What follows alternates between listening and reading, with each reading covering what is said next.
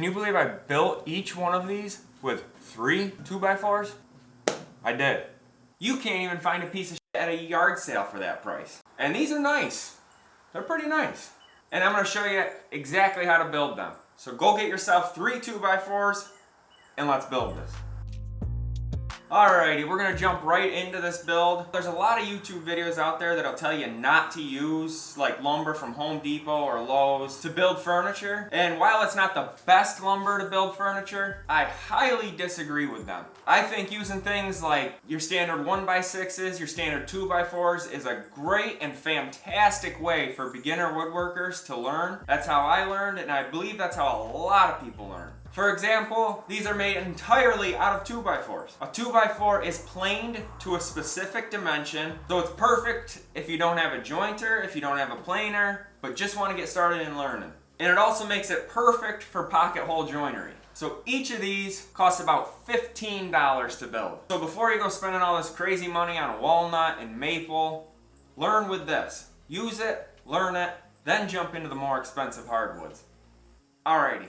Let's build this. One of your 3 2x4s is going to be dedicated to the top. So pick out your straightest one, whatever one you want for the top, and we'll get to gluing this up.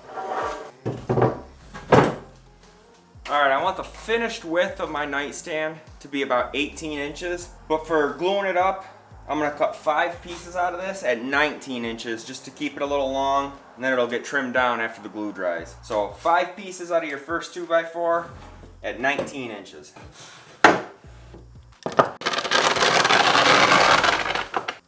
Loud.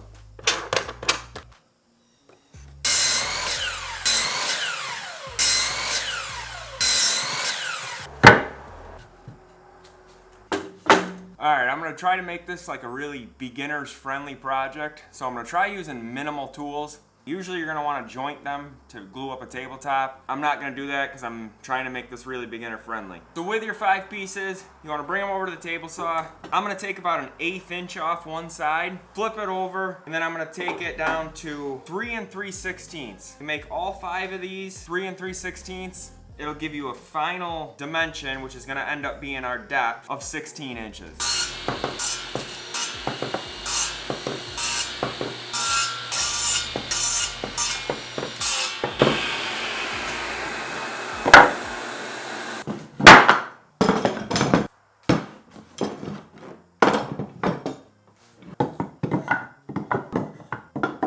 Glue them up.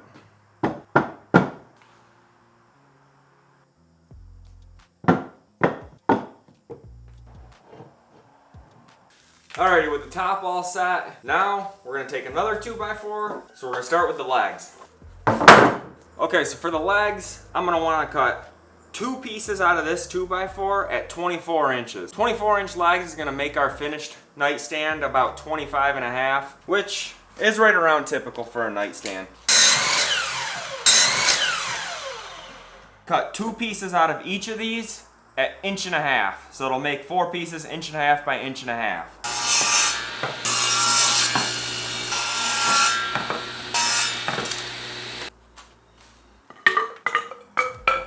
Okay, so with what's left out of this 2x4, this is the 2x4 we just cut the legs from. We're gonna cut 2 pieces at 12 inches, 1 piece at 14 inches. This is gonna make up our side panels as well as our back panel.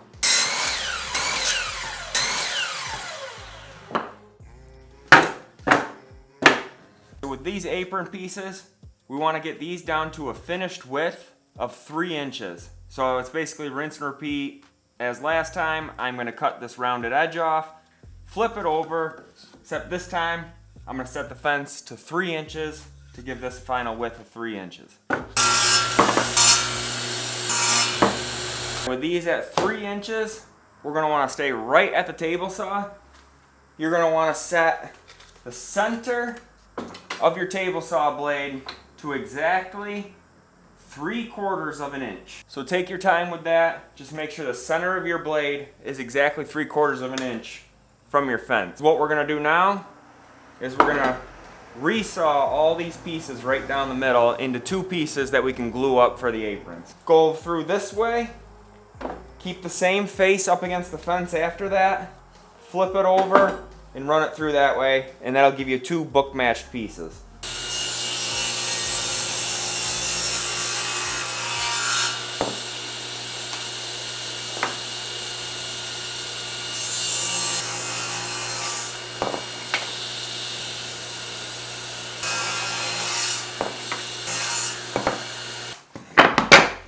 It's not the safest way to resaw a board, but if you're careful, you can get it done. But if you're not comfortable with it, definitely use your bandsaw because that's a safer way to do it. Okay, so now all we want to do is glue these up, all 3 of them.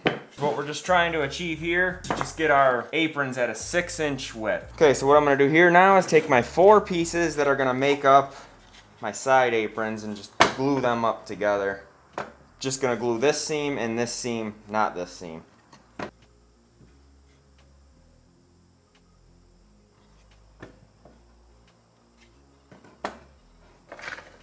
Actually, you know what? I think I got enough space where I can glue them all up with this one clamp.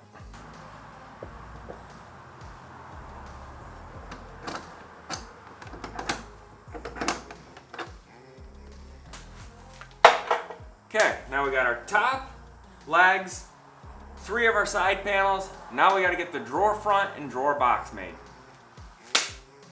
The last 2x4. We got these little grasses on sale. They were on the brink of death, and we brought them back, except now my dog just f***ing eats them. By the way, I got a video on those planter builds too if you want to check it out. Okay, so now with the last one, this is going to be our drawer box. I don't know what I was doing when I picked this board out. So, hopefully this works out okay. Okay, so the length of our drawer box, I'm going to cut this to 12 3/4. The insides of the drawer box that's going to run the width is going to be 12 1/4. So cut one piece at 12 3/4, one piece at 12 1/4. I'm not going to get into depth how I did the drawer box. I did a dedicated video to that a few weeks ago. Okay, so it's the same thing. I'm going to cut an 1/8 inch off. Square these up to 3 inches because the depth of my drawer is going to be 3 inches. And then once again, rip them down the middle.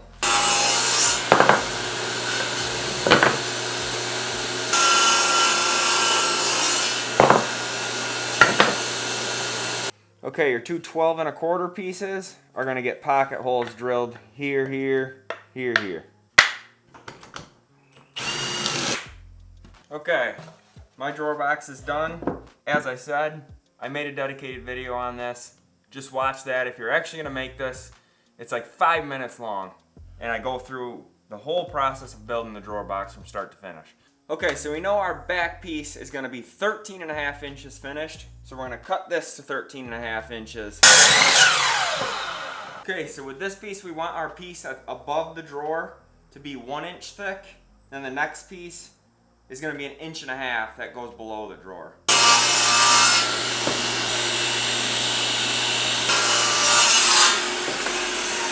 Also, another thing you're going to want to do out of that piece of wood, my camera died, so I lost the footage. I didn't get the footage of it, me cutting it. But I ripped a piece for the drawer front to just under 3 1/2 inches. It's about 3 3/8 by 13 7/8 long. That's going to be your drawer front for the drawer box. For our 3 panels, our 2 side panels, our back panel, we're going to connect these with pocket holes. Same with our front ones that are going to go above and below the drawer. Those are going to be pocket holes as well. But these are going to be 3/4 inch pocket holes. These are going to be for 1.5 inches. So just make sure you switch them out. Just like that, and then repeat. Alrighty guys, now it is time to start assembling this thing. So what I'm going to do is start with the front. So this 1 inch piece is going to go on the top. So what I'm going to do first is glue that in there. Now from the top you're going to want to measure 6 inches down on each side. Make a line across. Line across. So now, bottom piece you want inside the 6 inch line.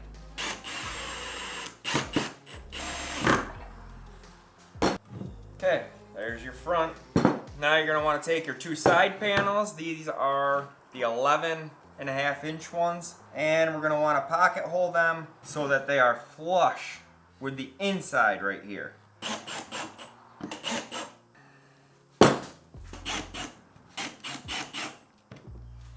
This is when it pays to have the right tool for the job right here. Got a nice little right angle attachment. Get in there. Tighten it up.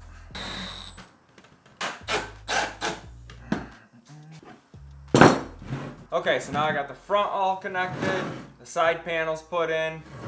As for right now, I'm gonna leave the back off. I ripped down a piece of 2x4 that's 11.5 inches long, and it's about 7/8 thick or so. And that's gonna go right flush with the bottom. This is gonna be what your drawer is gonna ride on. This isn't gonna have no drawer slides or anything like that. It's just gonna be wood on wood, just to keep it easy. So this I'm just gonna glue and brad nail right here with 1.25 inch brad nails. Do the same thing on this side. Alrighty, now what I'm going to do is just put the drawer front on the front. Just want to make sure it's centered even on each side. For the bottom, I usually have this hang over it about 1/16 of an inch, just so there's a little gap at the top here when it's installed.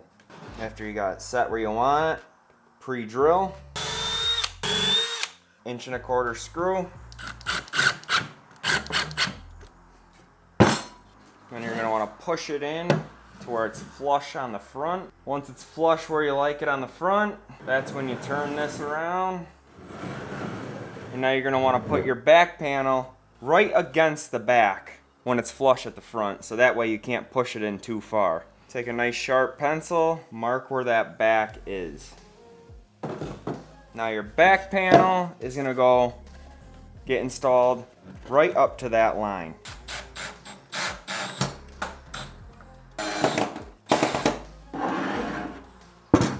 Now your drawer should slide right in and sit flush. Alrighty, a couple hours later, we're back with the piece we started with. Okay, so it's at the 16-inch depth I want, which is good. But now I just gotta square this up and make it 18 inches width. To do that, I'm gonna be using my crosscut sled on my table saw.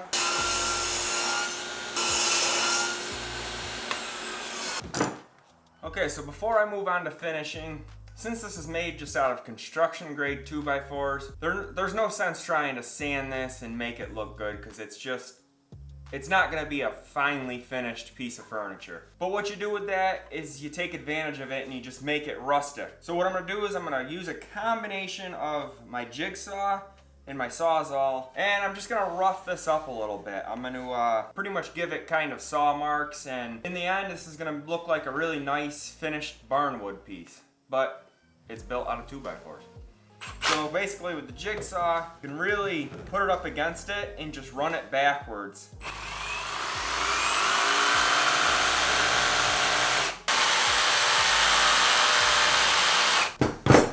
And then by the time you sand this and stain it, it'll give it a really cool finished look. So that's what works good for the legs. For the bigger pieces like your panels, you use just a finely, I'm using metal blades actually. Use metal blades because they're a lot more fine. The wood blades would be too aggressive for this. And the same thing, just run it backwards.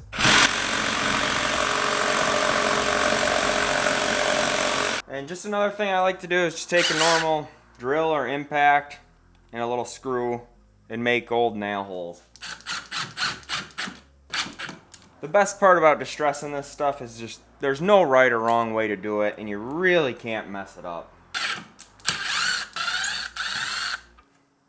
And once you get stain on that and it's sanded, it's gonna look really nice. Okay, so now we want to move on to sanding, which is actually a pretty important part of this because you don't want to mess up everything you just did. Okay, so as far as sanding goes, you're not going to want to start off at like a really, really low grit like usual, like 80 grit. First of all, this was already planed, and then we went through it and distressed it, so you don't want to get rid of that. Pine's a very soft wood. If you put 80 grit right to this, even 120 grit, it's gonna take away all this character you just created like that. So what you wanna do, I'm gonna use 240 grit and just lightly sand it so that there's no, basically you're not gonna get a sliver. You wanna smooth it over, but keep a lot of the character. So use a high grit and just run through it pretty good. Alrighty guys, now finishing. I did throw on a quick coat of the pre-stain conditioner, and now I'm gonna use Early American stain.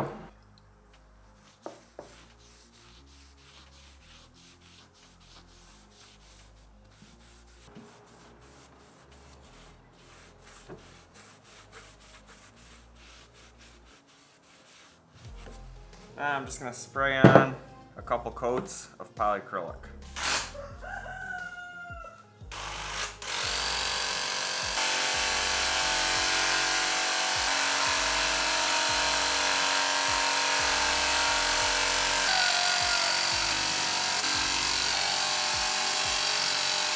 After the polyacrylic's dry, attach your tabletop with tabletop fasteners of your choice. I usually use the figure 8 or the Z-clip ones, and then use a drawer pull of your choice. I picked these up on Amazon for like $8 and it came with like a 10 pack. And here's a look at just how good that rough cut looks just with the Sawzall and jigsaw I used. Just gives it a really, really unique look, because just stained pine on its own just kind of screams do it yourself. But giving it just this extra character just really adds to it and really makes it look like it's not built with 2x4s. Hey guys, give this video a watch next. I think you'll like it. Thanks so much for watching this build. I've got tons of more builds coming up, a lot more creative ones. Thanks for watching.